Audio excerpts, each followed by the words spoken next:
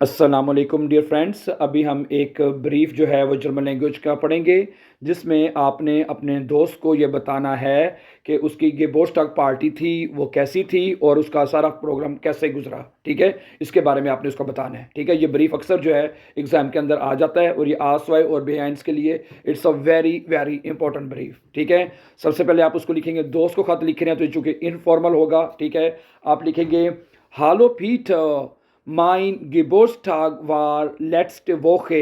मेरी जो सालगिरह जो थी वो पिछले हफ्ते थी। उन इशहाबे इन मित माइनर फमीलिये, और मैंने उसको अपनी फैमिली के साथ und meinen besten Freunden gefeiert, और मैंने अपने बेहतरीन दोस्तों के साथ उसको मनाया।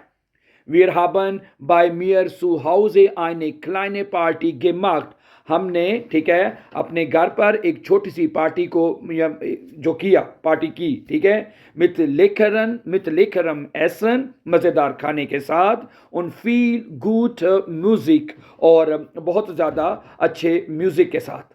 बेजोनरस, ख़ास तौर पर शोनवार, सबसे ख़ास तौर पर जो खूबसूरत चीज़ थी, देर मोमेंट, जो लम्हा था, जो टाइम था, आल्स वीर सुजामन, हम सब इकट्ठे, आउफ दे ठेरासे, आउफ दे ठेरासे जासन, कि हम सबसे जो अच्छा लम्हा ये था कि हम इकट्ठे होकर हम छत पर बैठे, यानी ठेरासे जिसे आप छत भी कह सकते हैं, वहाँ पे बैठे।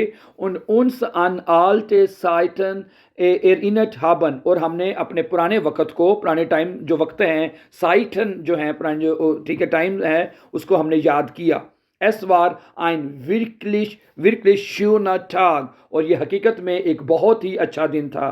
We are fine, okay, we फाइज टू डू डाइनन गेबोर्स्टाग नॉर्मलाइज है। आम तौर पर तुम अपनी सालगिरह को कैसे मनाते हो, इसके बारे में कहता वो लिखो। फीले ग्रू से टॉम।